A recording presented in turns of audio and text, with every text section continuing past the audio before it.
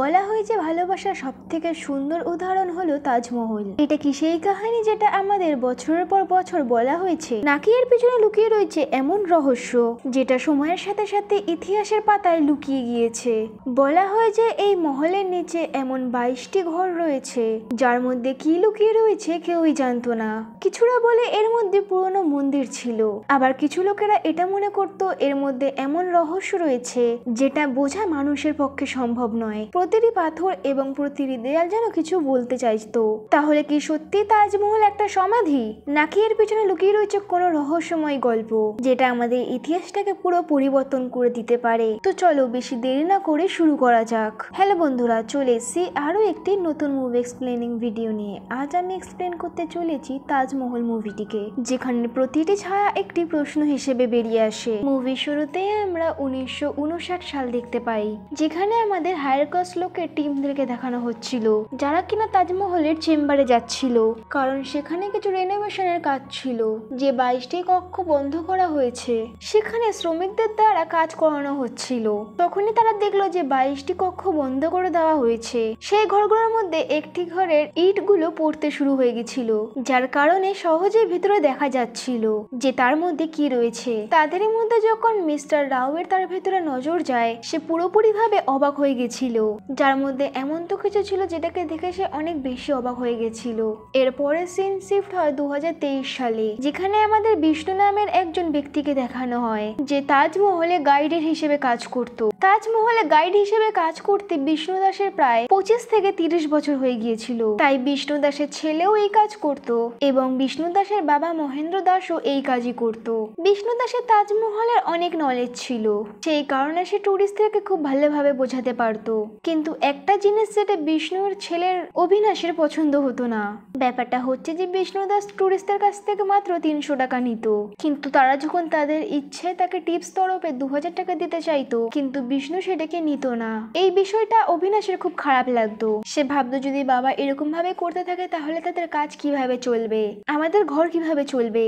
এটা দেখে আমরা বুঝতে পারি বিষ্ণু দাস ছিল সে খুব ভালো মনের মানুষ ছিল এবং একজন সৎ মানুষও। এরপরে আমরা দেখতে পাই গাইডো প্রেসিডেন্টের ইলেকশনের দিন চলে এসছে, আর এই যে ইলেকশনটা ছিল সেটা বিষ্ণু দাসও লড়তে চেয়েছিল। সেই কারণে সে তার ছেলেকে সাথে নিয়ে নমিনেশন জমা দিতে পৌঁছে যায়। এই মুহূর্তে যে প্রেসিডেন্ট আছে তার নাম ছিল উসমান, আর উসমান খুব ভালো করে জানতো এই ইলেকশনটা যদি বিষ্ণু দাস লড়ে তাহলে তার জেতার চান্সেস অনেক বেশি, কারণ বিষ্ণু দাসের ব্যাকগ্রাউন্ড একদম ক্লিন, সে সৎ ছিল এবং সবার সাথে ভালো ব্যবহার করত।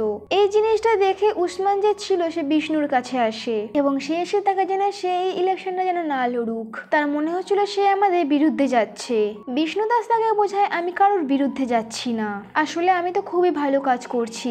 এতদিন ধরে প্রেসিডেন্ট হয়ে আপনি যে কাজটি করতে পারেননি, হয়তো সেই কাজটি আমি করতে পারবো। এতদিন ধরে আমি বলে যাচ্ছিলাম আমাদের গাইডের সিকিউরিটির দিক থেকে কিছু করা উচিত, কিন্তু এখনো পর্যন্ত কিছুই করা হয়নি। এমন কিছু অনেক ছিল যেগুলো হচ্ছিল না, সেই কারণে আমাকে প্রেসিডেন্ট হতে হবে। আর একবার গাইড প্রেসিডেন্ট হয়ে গেলে তখন আমি সমস্ত কিছুকে পরিবর্তন করতে পারবো। যেহেতু খুব তাড়াতাড়ি ইলেকশন আসতে চলেছিল, সেই কারণে বিষ্ণু দাস যে ছিল সে ইলেকশনের জন্য তৈরি হওয়া শুরু করে দেয়। তার মনে হচ্ছিল সে এই ইলেকশনটাকে খুব সহজে জিততে পারবে। যার পরে বিষ্ণু দাস একটা ইন্টারভিউ দেয়, যেখানে মহিমা নামের একটি মহিলা ছিল, সে একটা ডকুমেন্টারি বানাচ্ছিল এবং সে তাজমহলের কিছু আননোন ফ্যাক্টস ছিল সেগুলো জানতে চেয়েছিল। সেই কারণে সে এখানে বিষ্ণু দাসের ইন্টারভিউ নিয়ে সমস্ত কিছু ইনফরমেশন নিতে চেয়েছিল। মহিমা এখানে বিষ্ণু দাসের সাথে পুরনো জিনিসের নিয়ে কথাবার্তা শুরু করে এবং তিনি বলে 1980 সালের দিকে কিছু লোকেরা এখানে কার্বন ডেটিং এর দাবি করেছিল এবং সেই 22টি কক্ষগুলোকে খোলানোর চেষ্টাও করেছিল। এই দাবি 1980 সালের আগে এবং পরেও হয়েছিল, যেখানে মহেন্দ্র দাস নামের একজন ব্যক্তি সেই 22টি ঘরগুলোকে খোলার চেষ্টা করেছিল। তাই আমরা এখন জানতে চাই সেই 22টি ঘরে কি ছিল। এখানে বিষ্ণু দাস বলেছে সেই ঘরে তো কাউকে যেতে দেওয়া হয় না, কিন্তু তার মনে হয় যে সেই 22টি ঘরে হয়তো কিছুই নেই, যার কারণে টুরিস্টদের সেখানে যেতে দেওয়া উচিত না। কিন্তু এখানে আমরা জানতে পারি যে মহেন্দ্র দাস ছিল সে আসলে বিষ্ণু দাসের বাবা ছিল এবং 22টি ঘরে রিসার্চ করত। কিন্তু রাজনৈতিক চাপ এবং কিছু নির্দিষ্ট সম্প্রদায়ের লোকেরা তাদের উপর এত বেশি অত্যাচার করছিল যার কারণে মহেন্দ্র দাসকে আত্মহত্যা করতে হয়েছিল।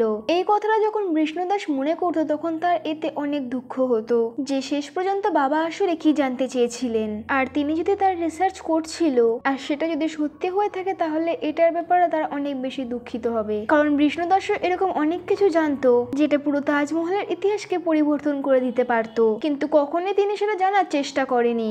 এরপর আমরা দেখতে পাই বিষ্ণু দাসের সমস্ত বন্ধুরা একসাথে হয়েছিল, সবাই মিলে সেখানে মদ্যপান করছিল।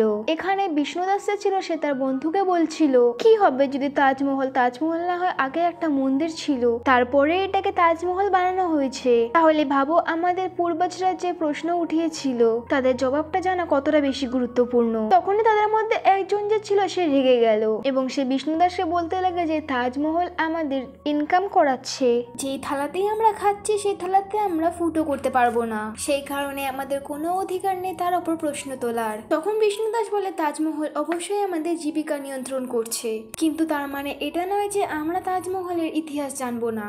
আসলে তাজমহল কোনো সমাধি নয়, ওটা আসলে মন্দির। তখনই সব সত্যি সবার সামনে চলে আসবে যখন তাজমহলের কার্বন ডেটিং হবে। এটা শুনে বিষ্ণু দাসের অনেকগুলো বন্ধু অনেক রেগে যায় এবং তাদের মধ্যে তর্ক শুরু হয়ে যায়। এরপর আমরা দেখতে পারি বিষ্ণু দাসকে গাইডো প্রেসিডেন্ট এবং অ্যাসোসিয়েশনরা নিজেদের কাছে ডেকেছিল।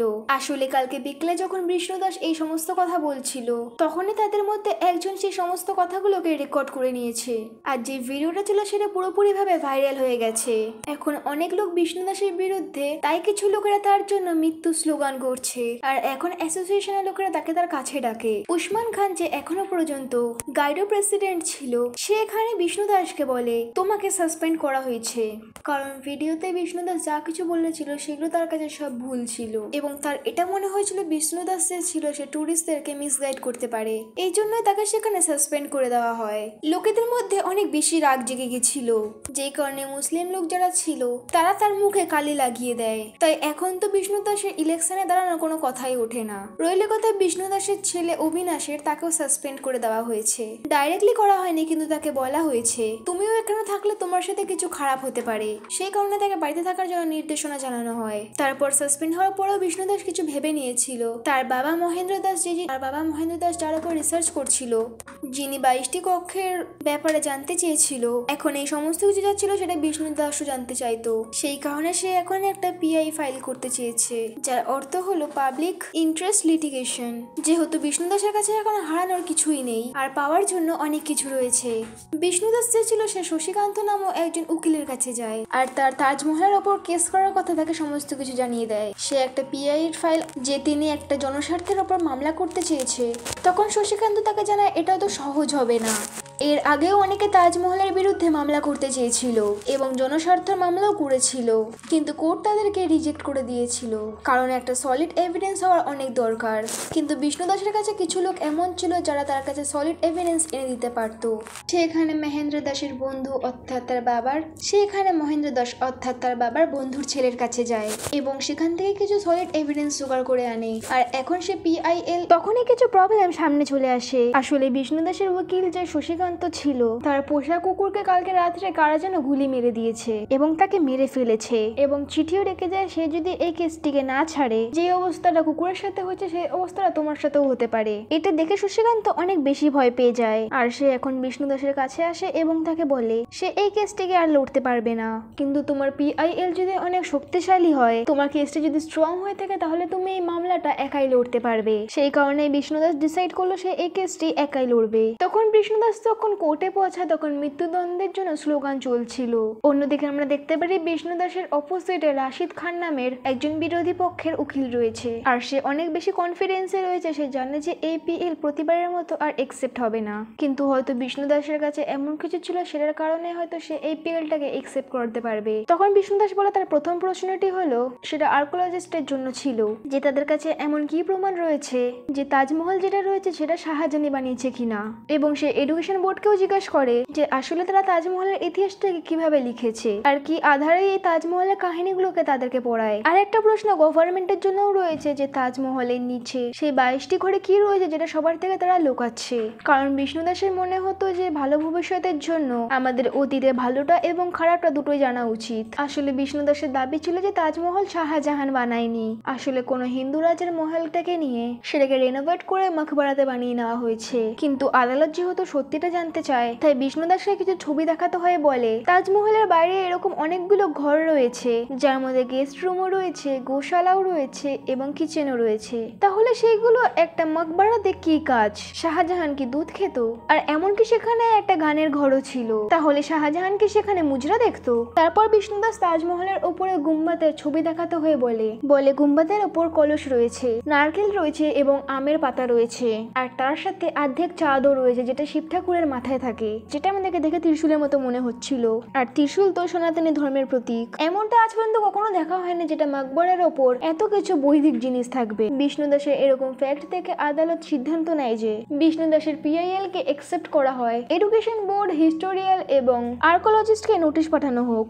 পরের হিয়ারিং এ তাজমহল সম্পর্কিত সমস্ত প্রমাণ এবং সমস্ত কাগজপত্র নিয়ে আসার অনুমতি দেওয়া হোক। এভাবে বিষ্ণু দাসের PIL একসেপ্ট হয়ে গিয়েছিল, যেটা কিনা অনেক বড় একটা ব্যাপার ছিল, কারণ এমন ঘটনাটা আগে কখনো হয়নি। এরপরে পরের হিয়ারিং শুরু হয় যেখানে পরবর্তী হিয়ারিং এ শিক্ষা বোর্ড থেকে কল্পনাকে ডাকা হয়, যেখানে রশিদ খান যে ছিল সে তাকে জিজ্ঞাসাবাদ করছিল, যেখানে কল্পনার দ্বারা জানতে পারা গেছে যে এডুকেশন বোর্ড ছিল তারা হিস্ট্রিকে কেমন ভাবে লিখতো এবং কেমন ভাবে পড়ানো হতো। কিন্তু এখানে বিষ্ণু দাসের কিছু প্রশ্ন ছিল যে যেভাবে মুঘলের ইতিহাসগুলোকে পড়ানো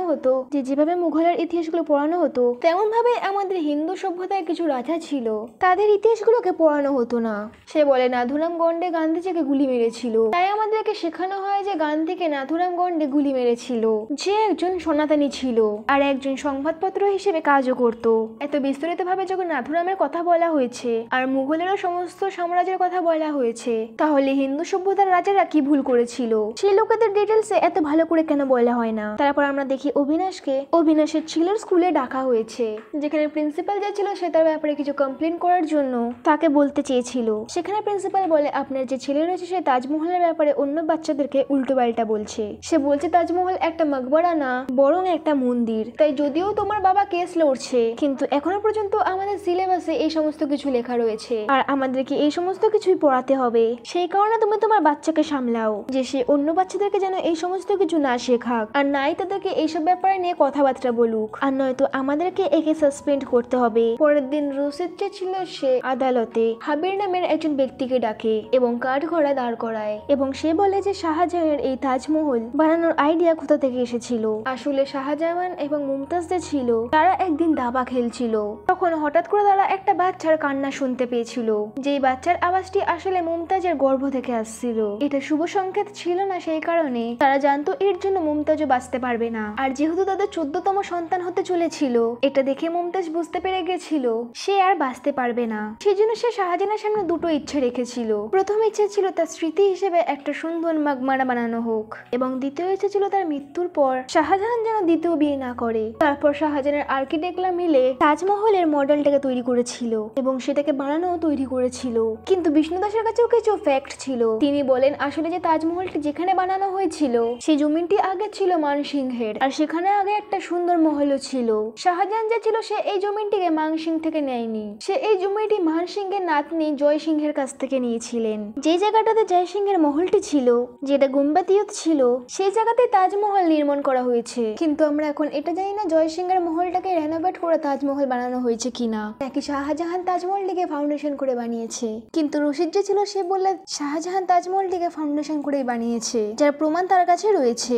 আসলে ফ্রান্সের একজন জিভি টেভিনিয়ার তার একটা বইতে স্পষ্টভাবে লিখেছে, সেই বইটির নাম হলো ট্রাভেল অফ ইন্ডিয়া। সেই বইটিতে তিনি লিখেছিলেন তিনি যখন ভারতে এসেছিল তখন তাজমহলটি তৈরি হওয়া শুরু হয়েছিল। তিনি তাজমহলটাকে প্রথম থেকে তৈরি হতেও দেখেছিলেন এবং শেষ হতেও। কিন্তু এখানেও বিষ্ণু দাসের কাছে কিছু ফ্যাক্ট ছিল। তিনি বলেন টেভিনিয়ার যে ছিলেন সে 1940 সালে প্রথমে ভারত এসেছিল, কিন্তু তাজমহলের তৈরি হওয়া 1932 সাল থেকে শুরু হয়। টেভিনিয়ার তার বইতে এটাও লিখেছিলেন তিনি তাজমহলটাকে পুরো সম্পূর্ণ হতে দেখেছিলেন, অর্থাৎ শেষ যে কাজটি হচ্ছিল সেটাও দেখেছিলেন। কিন্তু এটাও একটা মিথ্যা কথা, কারণ টেভিনিয়া যে এসেছিলেন সে দ্বিতীয়বার ইন্ডিয়া 1965 সালে এসেছিল, কিন্তু তাজমহলের শেষ কাজ হয়ে গেছিল 1954 সালে। কিন্তু রশিদ খানের কাছে কিছু প্রমাণ ছিল এবং তিনি বলে 1951 থেকে 1954 সাল পর্যন্ত ট্যাভের্নিয়ার যে ছিলেন সে ইন্ডিয়াতেই ছিল এবং তখনই তিনি সেটিকে শেষ হতে দেখেছিলেন। কিন্তু এখানে বিষ্ণুদাস পুরোপুরিভাবে প্রস্তুত ছিল। সে এখানে রশিদ খানকে বলে, আপনি যে কথাটি বলছেন সেটা পুরোপুরিভাবে সত্যি। 1951 সাল থেকে 1954 সাল পর্যন্ত ট্যাভের্নিয়ার ইন্ডিয়াতেই উপস্থিত ছিল, কিন্তু তিনি আগ্রা কখনো যায়নি। কিন্তু তার কাছে সম্পূর্ণ লিস্ট রয়েছে যে ট্যাভের্নিয়ার 1951 থেকে 1954 সাল পর্যন্ত কোথায় ছিল, যেখানে আগ্রার নাম কোথাও ছিল না। তাহলে ট্যাভের্নিয়ার তার কাজটি কিভাবে দেখেছিল? শাহজাহান ট্যাভের্নিয়ারকে কি ভিডিও কল করেছিল, নাকি তার কাছে রিলস পাঠিয়েছিল? বিষ্ণুদাসের কাছে এই কেসটি যতটা কঠিন হতে যাচ্ছিল, তার পরিবারের কাছে ততটা প্রবলেম হয়ে দাঁড়াচ্ছিল। তার মেয়েকে বিরক্ত করা হতো এবং তার ছেলেকে অনেক মারধর করা হতো। এভাবে লোকেরা তার পরিবারকে অনেক বেশি বিরক্ত করছিল, কিন্তু তাও বিষ্ণুদাস হার মানানোর জন্য রাজি হচ্ছিল না। এর পরের হাইডিং এ আমরা আর্কিওলজিস্টকে দেখতে পাই, যেখানে রশিদ খানকে বলে যে আসলে কিভাবে তাজমহলটিকে নির্মাণ করা হয়েছিল, তার আর্কিটেক্ট কিভাবে করা হয়েছিল। সে বলে এটাকে অষ্টভুজাকার হিসেবে প্ল্যান করা হয়েছিল, আর যে অক্টোভুজার আকৃতিটি ছিল সেটা তাজমহলের মতোই তৈরি করা হয়েছিল। এর আগে এটা কখনো ইউজ করা হয়নি, কিন্তু বিষ্ণুদাস জানায় যে এর ব্যবহার অনেক আগেই হয়ে গেছিল। এখনো হিন্দুদের এরকম মন্দির রয়েছে যেগুলোকে দেখে বোঝা যেতে পারে অক্টোভুজাকার, সেগুলোতেও ব্যবহার করা রয়েছে, যেটা প্রায় 1100 সালের আগে তৈরি করা হয়েছিল, অর্থাৎ তাজমহল তৈরি হওয়া 400 থেকে 500 বছর আগে। তারপর রশিদ খান যে ছিল সে আরো কিছু এভিডেন্স সামনে আনে, এমন এভিডেন্স যার কারণে এই কেসটি আরো বেশি স্ট্রং হয়ে যায়। সে শাহজাহানের দেওয়া অর্ডারের তালিকা দেখায়, যেটা সে বিজ্ঞানের আরগিএফ থেকে বের করেছে, যেখানে ডিগ্রির সমস্ত কিছু তালিকা ছিল।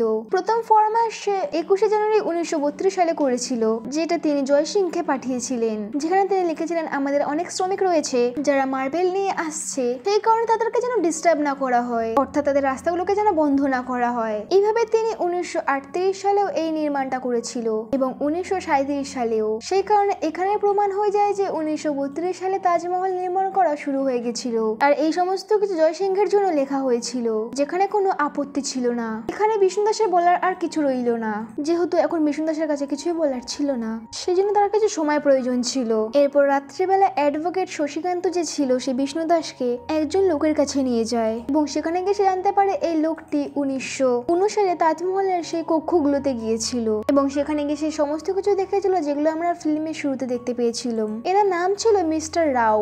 মিস্টার রাও বলে সে কোর্টে অবশ্যই উপস্থিত হবে, সেখানে সে যেগুলো দেখেছিল সমস্ত কিছু সে সেখানে জানাবে। কিন্তু উসমান ভাইয়ের লোকেরা যখন এগুলো জানতে পেরেছিল তখন তারা তাকে হুমকি দিয়েছিল এবং মিস্টার রাও কোর্টে আসার জন্য অস্বীকার করে দেয়। কিন্তু তার ফলেও বিষ্ণুদাসের কোনো যায় আসে না, কারণ সে সেই ব্যাপারগুলোকে স্টাডি করে নিয়েছে। সে আদালতে জানায় সে ফার্মাগুলোকে খুব ভালো করে পড়েছে, যেগুলো রশিদ খান তাকে বলেছিল। 3টি ফরমান যেটা রশিদ খান আমাদেরকে বলেছিল সেই ফরমানগুলো অবশ্যই জয়সিংহের জন্য ছিল, কিন্তু সেই ফরমানে কোথাও লেখা ছিল না এই সমস্ত কিছু তাজমহলের জন্য অর্ডার করা হয়েছিল। মার্বেল এবং অনেক শ্রমিক সেই সময় এরকম অনেকগুলো মাকবারা তৈরি হচ্ছিল, আর আগ্রায় এরকম মাকবারা আরো অনেক রয়েছে। সেগুলোকে হয়তো রেনোভেট করার জন্য সেখানে মার্বেল এবং শ্রমিকদেরকে ডাকা হয়েছিল, যেটা ফরমালে কোথাও লেখা ছিল না যে তাজমহলকে তৈরি করার জন্য এই সমস্ত কিছু প্রয়োজন হচ্ছিল। রশিদ খান জানায় যে শাহজাহানের শাসনকালে the golden Ira of the Mughal empire বলা হতো। তিনি সেকুলার ছিল এবং সবার ব্যাপারে ভাবতো। এখনো পর্যন্ত মুঘল সাম্রাজ্যের সব থেকে ধনী এবং সব থেকে শক্তিশালী রাজা ছিলেন। তখন বিষ্ণুদাস তাকে জানায় আমরা অনেক বইতে পড়েছি যে স্পষ্টভাবে লেখা আছে যে সে গোল্ডেন অফ দ্য ইরা ছিলেন না। শাহজাহানের শাসনকালে রোগ ছিল, মহামারী ছিল এবং ক্ষুধার্ততাও ছিল। কিছু কিছু বইতে তো এটাও লেখা রয়েছে তাজমহল বানানোর সময় সেই সময়ে চাঁদাও তোলা হয়েছিল। তারপর বিষ্ণুদাস বলে 1981 সালে পিটার উইলিয়াম তাজমহলের একটি কাঠের দরজা দেখেছিলেন, যেটি কার্বন ডেটিং এ তৈরি হয়েছিল। যে দরজাটা আসলে যমুনা নদীর পাশে পড়েছিল। তখন যখন সে কাঠটির কার্বন ডেটিং করা হয়েছিল তখন জানা গেছিল যে কাঠটি আসলে তাজমহল তৈরি হওয়ার 300 বছর আগে পুরনো কাঠ। কিন্তু পিটার উইলিয়ামস এইগুলো উইথ পারমিশনে করেননি, অর্থাৎ ইলিগাল ভাবে করেছিল। সেই কারণে এটিকে রেকর্ড করা হয়নি। যদি তাদের কাছে কোনো এভিডেন্স থাকতো যে প্রমাণ করা যেত যে পিটার উইলিয়ামস কোনো কারোর সামনে থেকে এই কাঠের টুকরোটাকে নিয়েছিল, তাহলে তারা রাজি হতে পারে।